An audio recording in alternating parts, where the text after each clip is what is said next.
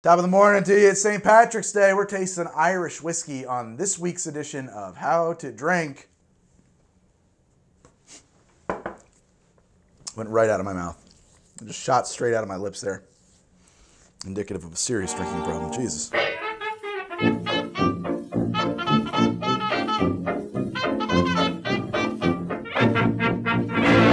So I've got 5 Irish whiskeys I want to taste.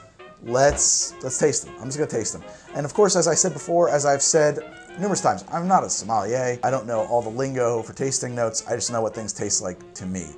So let's start this thing off. Let's taste a little whiskey. I'm gonna start with Tullamore D.E.W. Let's read the label. Established in 1829, became home to a man of legendary status, Daniel E. Williams. He perfected a whiskey of exceptional quality that was good enough to bear his initials. Triple distillation guarantees the ultimate smoothness. Aging this unique blend for many years in Oloroso sherry and old bourbon oak casks brings out character and flavor that continues to win awards year after year. Well, I like the sound of that. Oloroso sherry casks and bourbon. I do like that though, smoothness. I'm fairly certain you don't hear a lot of sommeliers talk about the smoothness of a whiskey. I think that's just marketers.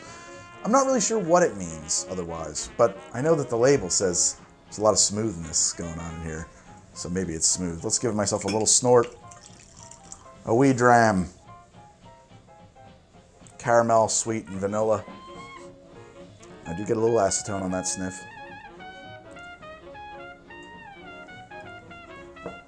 Definitely has a little heat to it. Definitely prickles the sides of my tongue there, definitely tingles.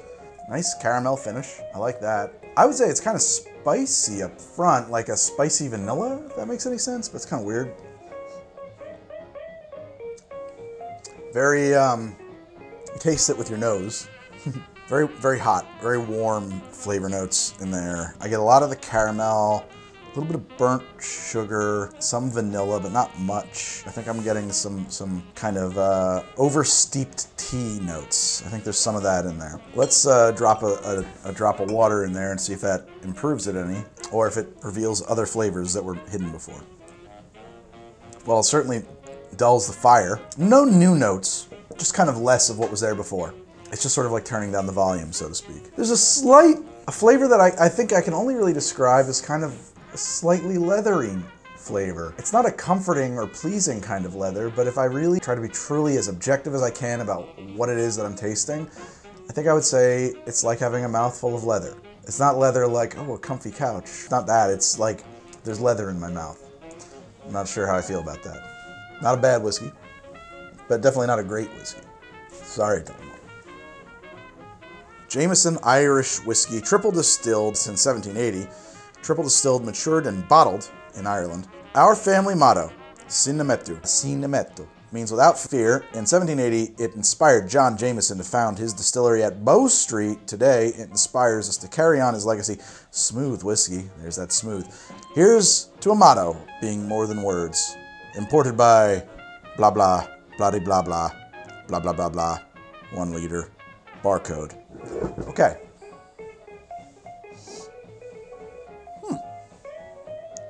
I guess I would say that's more caramel and sugar notes. Okay, so I'm sorry, Tullamore, but between the two, I like the Jameson better. I'm certain that their sugar content is similar, but the first thing I would say is that this is sweeter than the Tullamore. Yeah, I get a little caramel and butter, maybe even butterscotch. A little spiciness, a little bit of pepper, maybe? So very little vanilla. I think that the Tullamore had more vanilla. I'm gonna go for another little sip here. Let's put a little bit more in there. A little water this time. This is nothing against Jameson. It's not Jameson's fault at all. When I was a kid, my grandmother used to make me go clothing shopping every so often, basically once a year at a discount clothing store called Syms, S-Y-M-S. It's not around anymore, but Jameson has a slight Syms smell to it. Or maybe Syms had a slight Jameson smell to it. Now I have to wonder about that. It's a big store. It's old school. You go into the dressing room, you didn't have like a private booth. It was just a big room full of old men getting dressed together. Learned a lot about life in that room, you know? Slight bubblegum action there. A little bit of double bubble. Caramel. More caramel. A little brown sugar. That's kind of what I get throughout it. I would say there's some subtle bitterness, probably from the oak, the tannins. Not bad, not bad. Between the two, I guess I prefer the Jameson. We're moving into some upmarket whiskeys. This is the Green Spot, single pot still Irish whiskey, triple distilled. From a tradition dating to 1805 comes the inspiration for Green Spot, single pot still Irish whiskey. Once almost extinct, this legendary whiskey is a rare taste of pot still Irish whiskey at its best. Matured in American bourbon and sherry casks, this is a whiskey of immense flavor and complexity. A splendid choice. Pour myself a bit of the Green Spot here.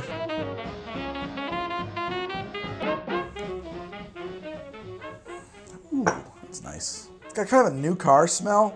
It's not really true, but maybe a little bit actually. Kind of, in a way. Do I look cool like this? Oh man, there's a big hole in my elbow and you can all see it now. How long has that been visible? So that's weird. This is really weird.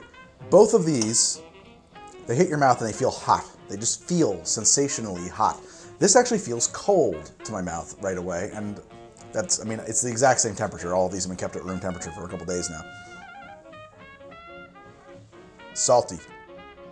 I get salt up front, and then that gives way to like spicy kind of bite. With some like banana funk, actually, believe it or not, for me. And then spicy. Spicy cinnamon and pepper. No caramel on that one for me. Or vanilla, none of those like those kind of bourbon notes. Just throw a little bit of water in there. That's very mellow. That's nice, I like that a lot. Just the way it is right now. All the edges are rounded on it, so to speak. There's no real bite, so to speak. Definitely no acetate notes. Pleasant, cool, if I may, a cool kind of sensation that goes along into like spicy, peppery, rye kind of notes. I don't know if that's right or not, but if I had to say it, like, yeah, a caraway-ish kind of a rye loaf of bread kind of thing happening, but, you know, sideways kind of way, you know. Some banana-ish kind of fruity notes as well. I like that one. I like that one a fair bit. We're moving on. Get swifty. Pull down your pants, shit on the floor, get swifty. Let's go crazy. Let's do Connemara. Now, they don't mess around. There's nothing, no marketing anything on here. They don't tell you anything about the tasting. Connemara doesn't care what you think. Okay, Connemara, so far, big points from how to drink. You invested in a sonically beautiful cork. Whoa. All right. That's like spank you in the face, leather strop leather. That is leathery. That smells like someone took a horse's saddle and set it on fire. Lots of leather and smoke there. Definitely get that peat right away.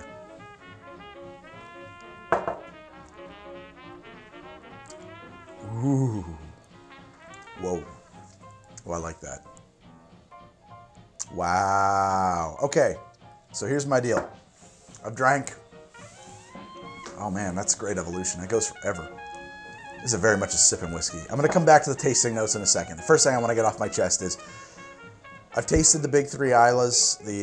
Oh my God, it's still evolving. It just turns into malt. It's so good. I like this better than an Isla Scotch, if that makes any sense. This peated Irish whiskey, to me, the Connemara, so far, this is more to my taste from one of the Isla Scotches of Scotland. What do I mean? Why? It's a little bit more subtle. The nose is very in your face, but the flavor profile actually unfolds, I think, a little more slowly. It's a lot less pungent, if that's the right word. It doesn't come at you all at once. It sort of unfolds over a moment or two. I like that a lot. Once again, this is cool to the taste, whereas these two were hot. Unusual. Briny kind of saltiness right up front. That settles into smoky leather. Nice evolution there. And then the smoke subsides very quickly into just leather. Leather, leather, leather, leather. And that just kind of keeps going. But here, it starts evolving into a kind of a malty, caramel, real malty. Now, that is a hell of an evolution. That is awesome. I'm really into that whiskey. Oh, and then the brine comes back at the very end. At the very end. I don't know if I brought that back just by throwing some air through my throat. I may have reawakened some of those molecules. Hell, man, that's cool. I'm going to throw another little splash and just try that with a drop of water in it and see if there's a big difference, but it doesn't need it. Honestly, despite its kind of upfront smoky peatiness, this one is, I mean, to my taste anyway, the smoothest of the four so far. Okay, same nose. Sweet. It just turns sweet, but smoke, leather. That's interesting. That drop of water really cuts the briny aspect of it and converts it so that instead of the brine up front, you get the sweet malt up front, and then everything else so far is pretty much the same. You get nice, strong leather, sweet, leathery, sweet notes. Holy shit, that's cool, man. That is that's a great whiskey. Goddamn. I did not expect to like this because I like Islay whiskeys as a kind of a curiosity, but they're not like comfort food for me. They're not like easy for me to drink. The scotches of Islay. This really surprised me. I have to say, I'm kind of blown away. I'm gonna have a sip of water now. Despite the fact that the sensation of having that lingering in my mouth is continuing to provide really unusual flavor and be very enjoyable, I have to rinse it out and clear my throat to taste our next whiskey. Let's get into the Redbreast 12-year. Let's read the label. Matured in the finest oak casks, Irish distillers, Middleton Distillery, Middleton, County of Cork. Unique among whiskeys, Redbreast 12 is a single pot still Irish whiskey comprising exclusively of pot still whiskeys, which have been triple distilled and matured in oak casks for not less than 12 years. That's fantastic. An uncompromising dedication to quality and to the enduring tradition of Irish pot still whiskey is the hallmark of Redbreast. So some marketing speak on there, but it's not too heavy-handed. Has a tight cork. Let's try that one more time. We should do a whole series called the Cork Review. All right, now we're gonna taste the Redbreast. That is a great nose. What is that? Kind of a sweet, homey smell, like baking bread. It smells a little bit like baking bread. Well, I like that. Shit. That is nice. That is cool to your lips, sweet and malty, and just kind of a one note. Well, that's unfair, but it's just kind of nice and sweet and malty, and it lingers and hangs out for a while. There's a little bit of spice, and then at the very end here, I'm catching just the faintest amount of like that smoke, that peat, leather taste. Faint, I mean faint, to the point where it honestly, it could be residual from my last sip. Yeah, cool. Like baking bread would be warm, but if you can imagine a cold version of that, that's kind of what that smells like to me. To me, I don't know, this is all subjective. And it comes up, it comes in, like it tastes like nothing at first, and then you feel the volume turning up, malty kind of sweetness, and it hangs out. I like that one a lot. A little water. Now, I don't expect there to be a great transformation here, but let's see. Nope, just the same notes with the volume turned down. So, for me, my two favorites are the Connemara and the Redbreast, and that's really no surprise. They're the most expensive two bottles out here. I definitely have champagne tastes and a beer budget. I think that the Redbreast is more of an everyday whiskey for me. The Connemara is a special occasions whiskey. really loved this Connemara. I was really surprised by it. And maybe being surprised by it was my favorite thing about it. I wasn't really sure what to expect. I'd known that it was peated and peaty, but it was in a way that was so subtle and balanced that I really thought it was just surprisingly drinkable. Darby O'Gill and the Little People, y'all ever see that movie? 1950s Disney film. I suppose I'm the only man alive today to have rode in the Costa Bar and come back to tell it. Well, my grandmother had a VHS of it. I wore that thing out. I watched it so many times when I was a kid. Story of Darby O'Gill, a groundskeeper at a great estate who spends most of his time in the pub telling tall tales about meeting the leprechauns, King Brian. Good man yourself. And if it's music you're after, what about a song? A song? Aye. Do you know the whistle song? I do not. Of course, he's trying to fix up Katie with the new groundskeeper who's come to take his job, played by a very young Sean Connery. She is my dear, my darling one, my smiling and beguiling one. A really cool movie for use of forced perspective. Will we have another round? There's nothing stopping us. Good. And it's fantastic. The sight lines always line up. They did a phenomenal job creating an illusion of a world surrounded by leprechauns who are 6 to 10 inches tall. And one of the cool things about it too is it's one of the only films I've seen that really dives into Irish folklore. The Banshee. Oh, what is its name? The Death Wagon. Get in. You know, and once it comes to our world, it can't go back empty. It's got to bring somebody with it. So, I managed to find a movie to put in there. Great. Today, all I did was taste whiskey. Connemara, Redbreast, Green Spot, Jameson, Tullamore.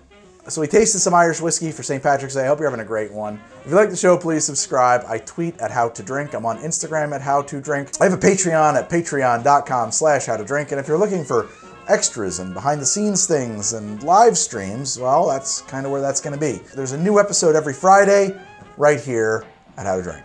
I'll see you guys next Friday. I'm going to pour myself a bit more.